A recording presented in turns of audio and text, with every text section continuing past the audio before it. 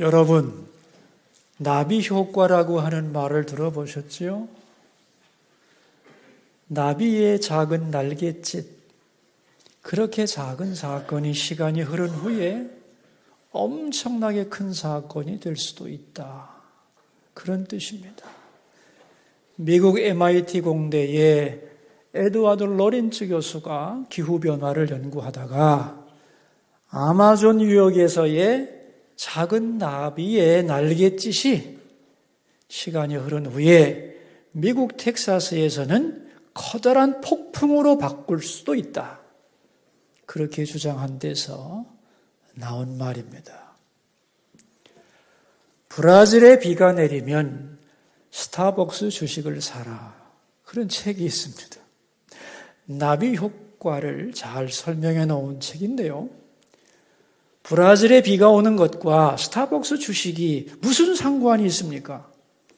그러나 아니라는 겁니다.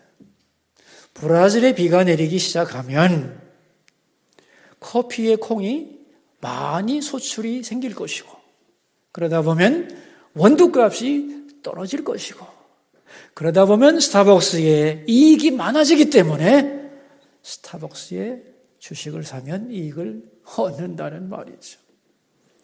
지금같이 이 세상이 세계화되어가는 이 시대에는 이 효과가 더 크게 우리에게 감지될 수 있는 겁니다. 나비 효과라고 하는 영화도 있습니다. 오늘 이런 일이 발생한 이유는 과거의 어떤 사건 때문이라는 걸 깨달은 주인공이 과거로 돌아가서 그때 그 일이 일어나지 않도록 그 일을 바꾸는 그런 내용입니다. 그런데 과거를 바꿨더니만 그에 따른 또 충격적인 현실이 기다리고 있다는 걸 깨닫는다는 내용입니다. 다시 말하면 오늘 내 환경 그리고 내 모습, 이것은 과거 나의 어떤 작은 행동의 결과다. 그런 얘기입니다. 영적으로도 똑같습니다. 지금 나의 작은 행동이 앞으로 얼마나 많은 사람들에게 얼마나 큰 영향을 줄 것인가, 그것을 의식하면서 살아야 한다는 뜻입니다. 오늘 이사야 19장은 애굽에 대한 예언의 말씀인데, 앞으로 이 애굽, 이집트가 어떻게 변할 것인가에 대한 말씀입니다. 먼저 우리 19장 1절 말씀을 함께 읽겠습니다.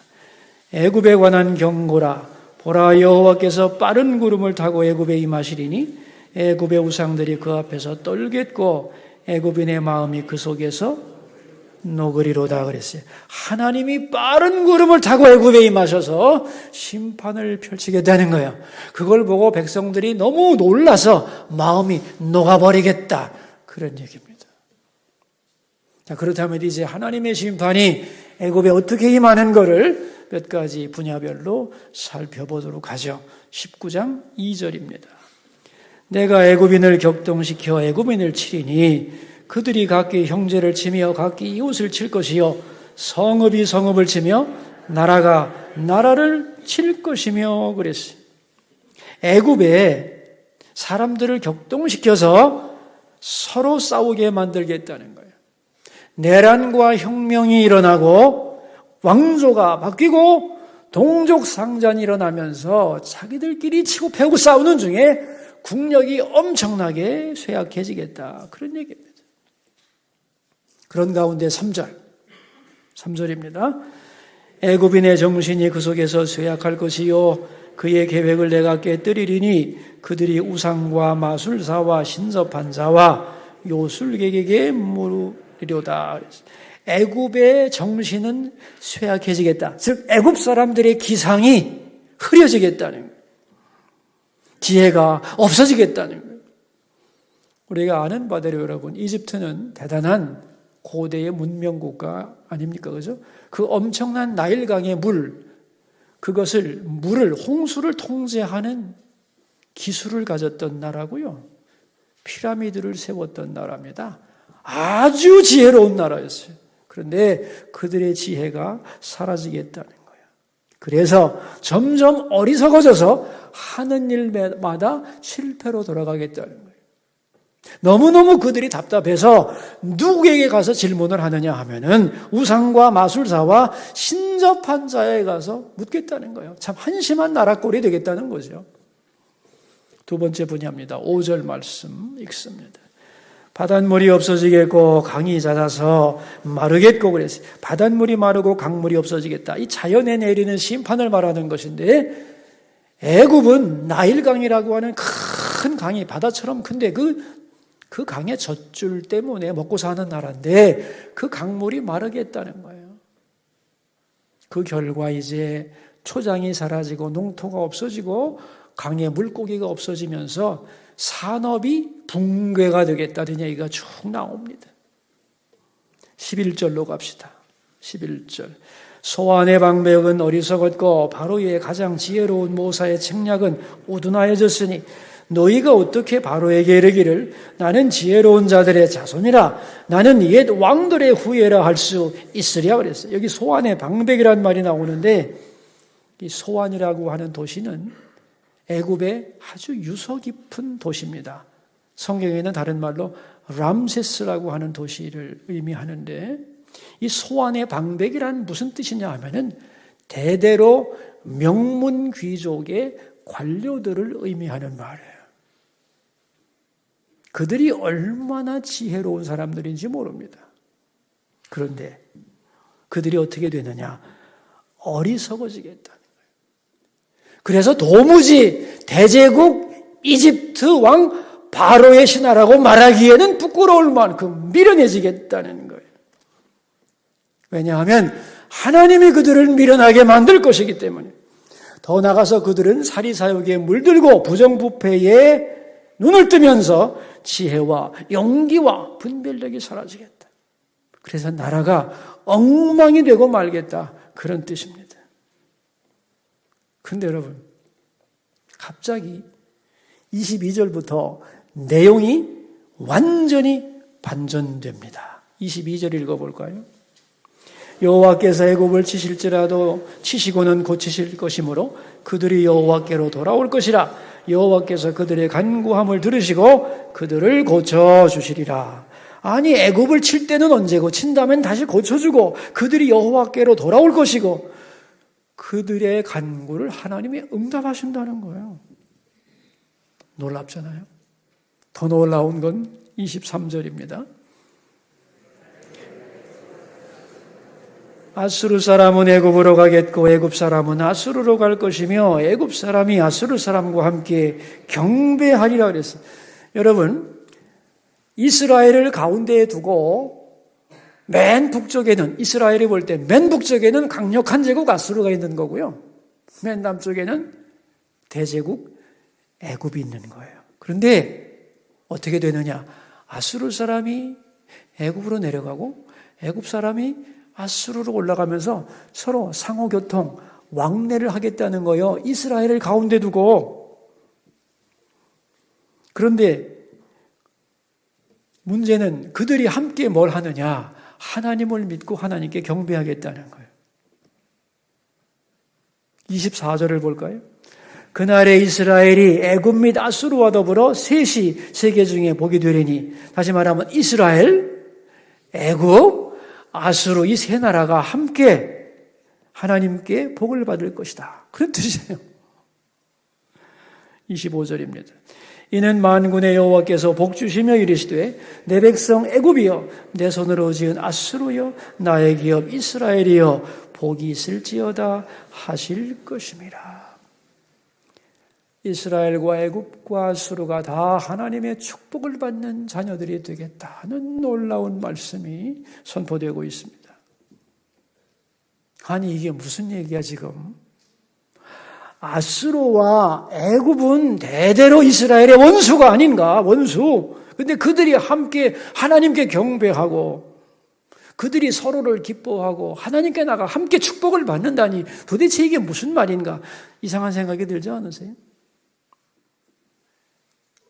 자, 이제 거기에 대한 답변이 오늘 전하고자 하는 내용인 거예요. 먼저 우리가 주목해 볼 것은 19장을 잘 보면은 애굽이 왜 망하는지 정확한 이유가 나오지 않습니다. 뭐 교만하다든가 잔인하다든가 우상숭배를 많이 하기 때문에 망한다 이런 말이 전혀 없어요. 단지 하나님이 애굽을 아주 쇠약하게 만들 거다. 그래서 결코 아무도 애굽을 의지할 수 없도록 망가지게 하겠다. 그것이 하나님의 뜻이다. 그러나 그렇게 만든 다음에는 다시 그들을 고쳐서 치료를 하고 하나님께로 돌아와 경배하고 복받는 나라로 만들겠다는 거예요. 도대체 이게 무슨 뜻이냐는 거죠. 먼저 우리가 알아야 될 것은 애굽을 향한 하나님의 본래의 마음은 뭐냐는 거예요. 그게 우리 오늘 본문이에요. 애굽이 쇠약하거나 망하는 게 아니라는 거예요. 그들도 이스라엘처럼 하나님께로 돌아와서 하나님의 백성이 되고 축복을 누리는 나라가 되기를 바라는 것이 애굽을 향한 하나님의 원래 근본적인 마음이라는 거예요. 그러니까 애굽이 쇠약해지는 이유는 애굽 내부에 있는 것이 아닙니다. 이유를 말하지 않았잖아요.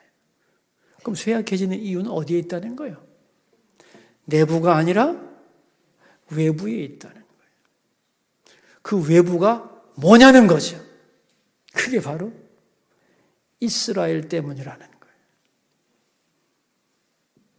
자, 여러분 이제 주목해서 저를 한번 보시기를 바라요. 지금 세 나라가 언급되고 있죠? 맨 북쪽에 세계 최강의 나라 아수르, 그리고 맨 남쪽에는 대제국 애굽, 그리고 그 한가운데 조그만 나라 이스라엘이 존재하는 거예요. 그러니까 이 이스라엘은 큰 강대국 사이에 끼어 있는 작은 나라에 불과해요. 그렇죠? 그런데 왜 그러면 하나님이 이스라엘이라는 작은 나라를 강대국 사이에 끼워 놓았느냐 하는 거예요. 이 지정학적 이유가 뭐냐? 뭘까요? 가운데 있는 작은 나라 이스라엘이 사방으로 좋은 영향력을 끼치라는 거예요. 세상의 어느 나라보다도 강력한 하나님을 믿고 의지하며 임마누엘 신앙을 가진다면 이스라엘은 아무 나라도 못 건드립니다. 그렇죠?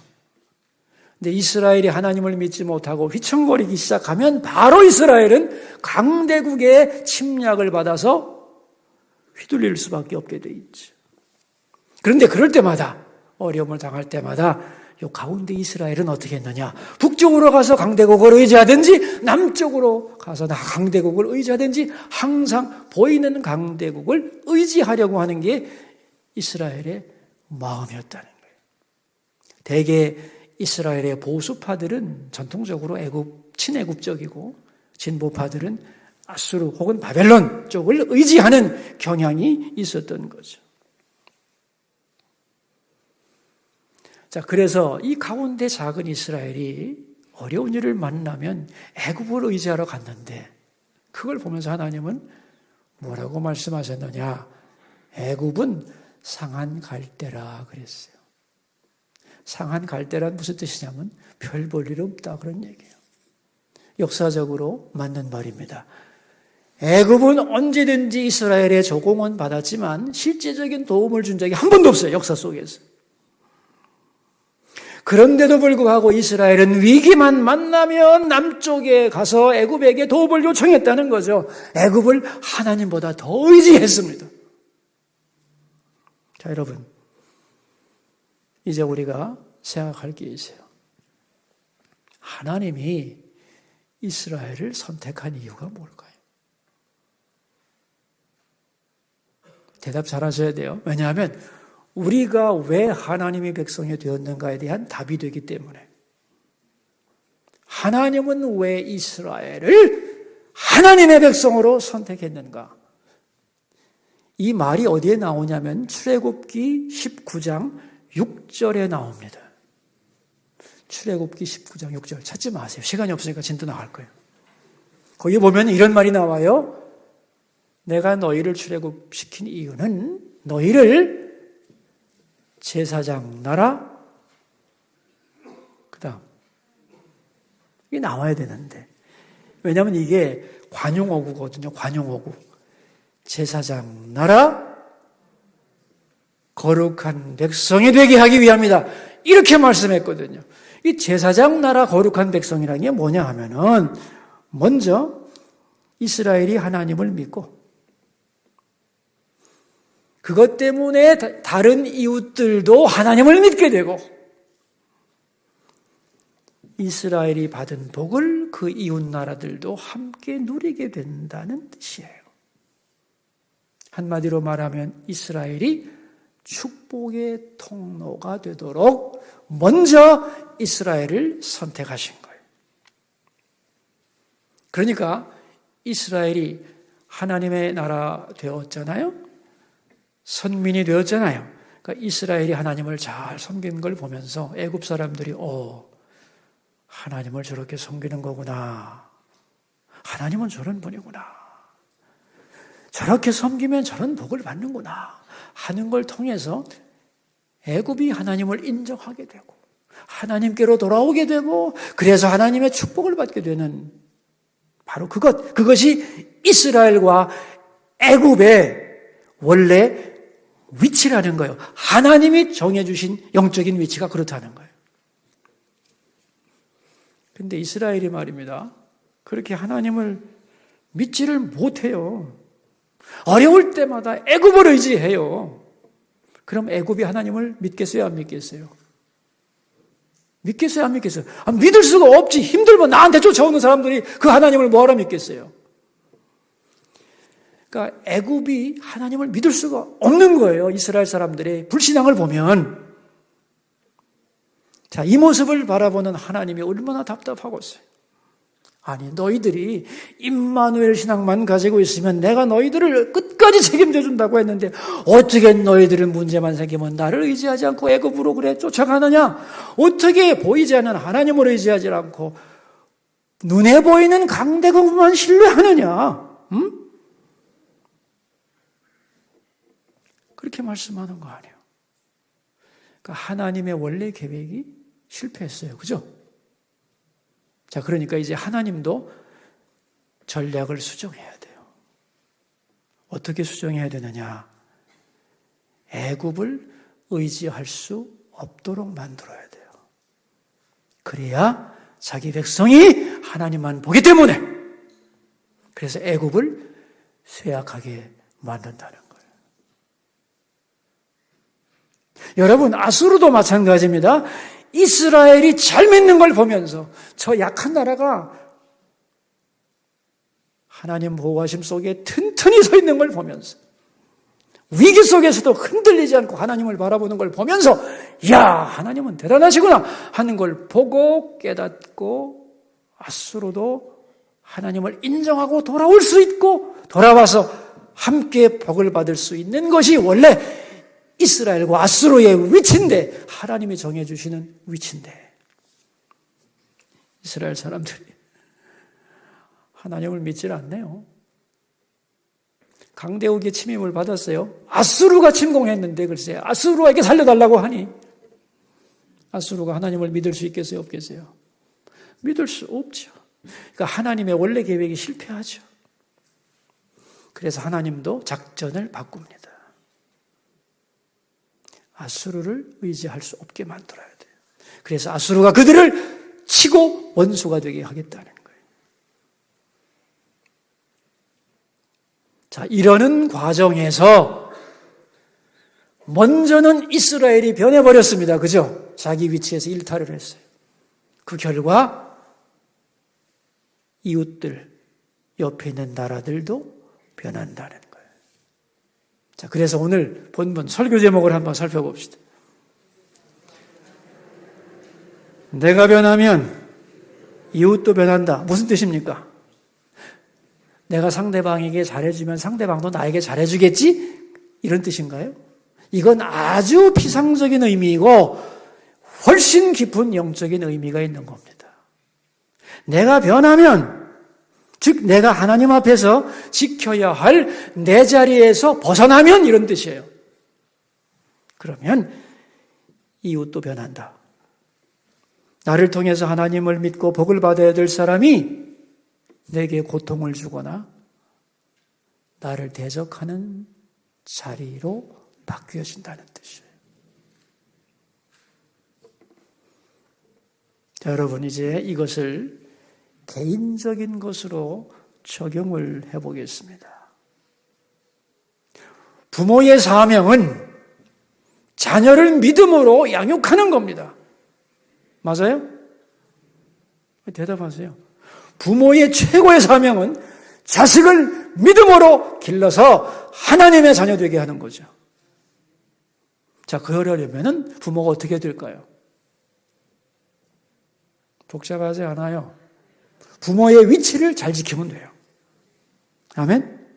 그러니까 부모가 하나님을 사랑하고 하나님을 신뢰하고 하나님께 예배하기를 즐거워하고 흔들리지 않고 언제든지 임마누엘 신앙을 가지고 살아가면 자식은 부모의 그 신앙을 보고 그 믿음을 따라 성장하게 되어 있는 겁니다.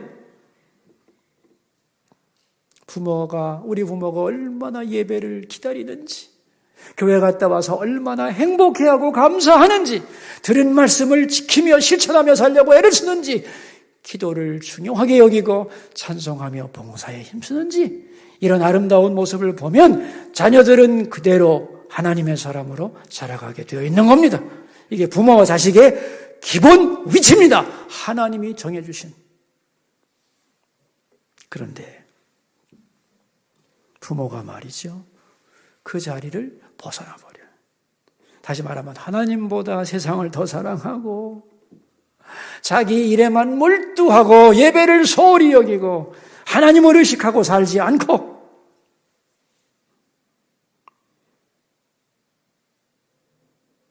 자기 마음을 따라 살아간다면 그 자녀가 하나님을 믿겠어요? 안 믿겠어요? 대답하세요. 안 믿습니다. 하나님보다 자녀를 더 사랑해서 자녀에게 올인하고 자녀를 우상처럼 떠받듭니다. 부모의 위치를 이탈한 거죠. 부모가 변하는 겁니다. 그럼 그 결과 이웃, 즉 자식의 위치가 변하는 것입니다. 여러분, 하나님의 계획이 실패로 돌아갔을 때 하나님은 먼저 뭐부터 회복시켜야 되느냐? 부모된 중심, 부모부터 고쳐야 되겠죠. 부모가 다른 것을 바라보지 않고 하나님만 바라보며 하나님을 사랑하는 사람으로 만들어야 되겠죠. 맞습니까? 그 방법은 뭐냐? 부모가 사랑하고 의지하고 기뻐하는 것들이 그런 대상이 안 된다는 것을 가르쳐 줘야죠. 그렇겠죠. 그래서 결국은 내가 믿을 것은 세상도 아니고 자식도 아니구나. 하나님밖에 없구나. 이런 고백을 부모가 할 수 있도록 만들어야 되는 거예요. 그래서 내가 변하면 내 이웃, 자식도 변하는 거예요. 어떻게 변할까요? 내 기쁨과 보람과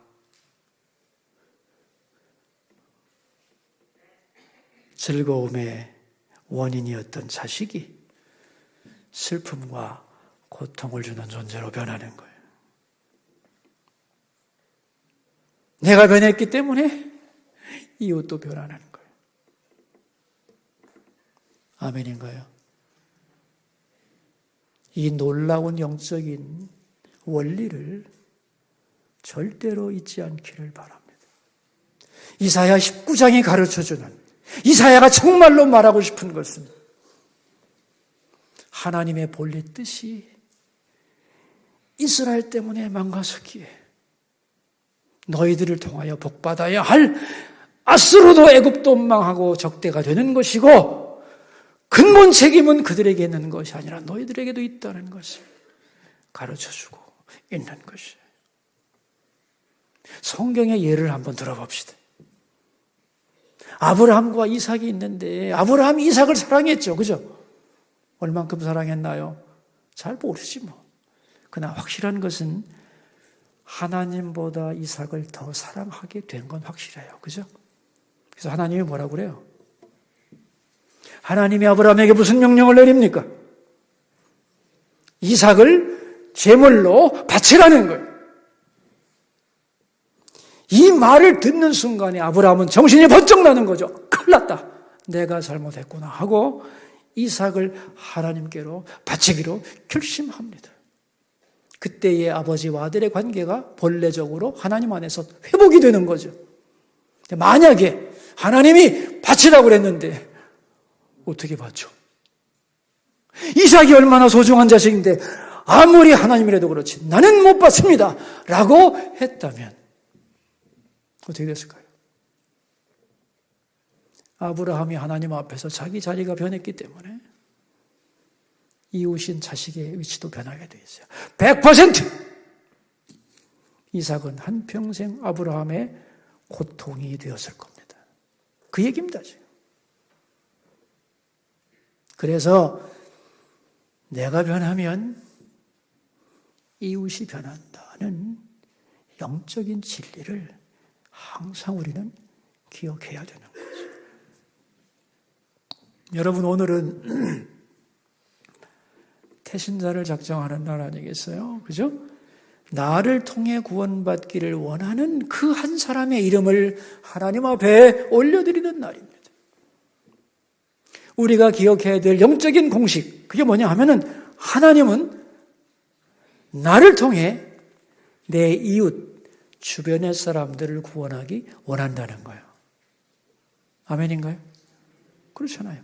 오늘 주제와도 똑같아요. 19장의 주제와.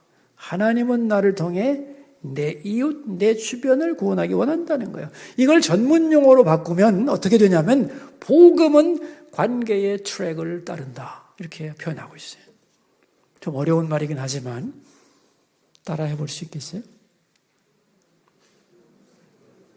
복음은 관계의 트랙을 따른다.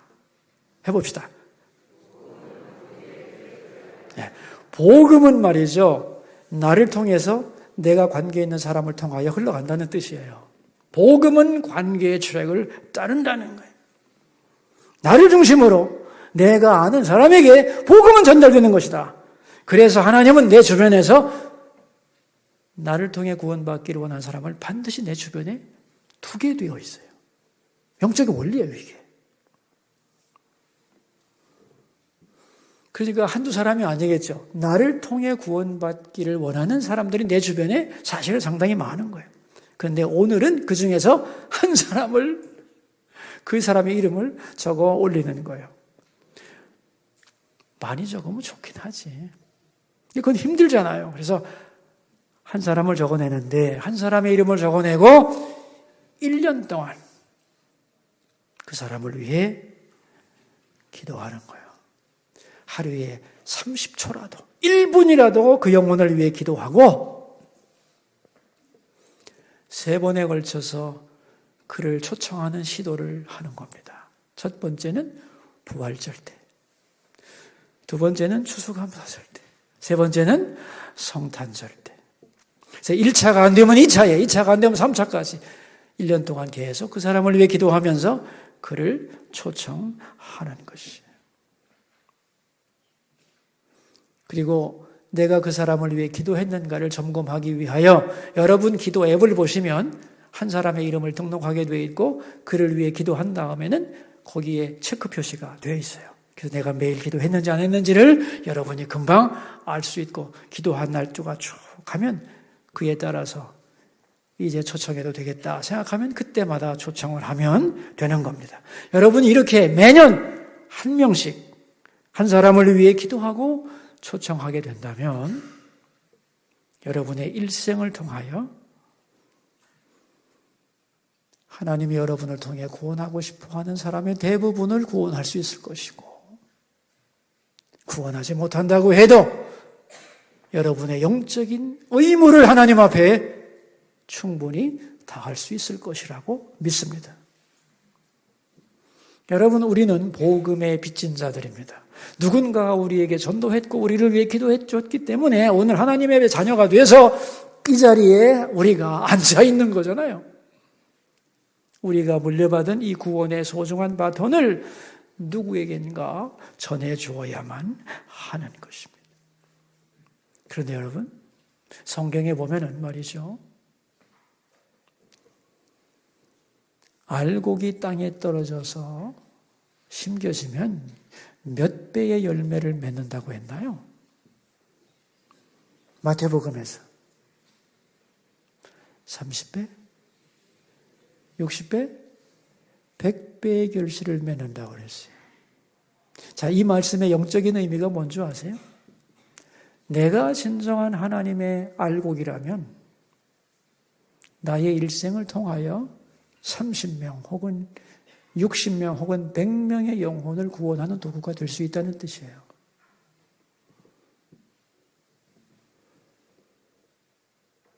지금까지 못해서도 괜찮습니다.